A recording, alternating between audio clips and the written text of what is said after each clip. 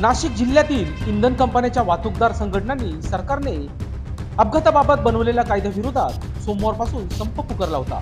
या संपात सुमारे 1500 टँकर चालक उतरले होते। त्यामुळे उत्तर महाराष्ट्र व मराठवाड्यातील 12 जिल्ह्यातील इंधन पुरवठा झाला होता।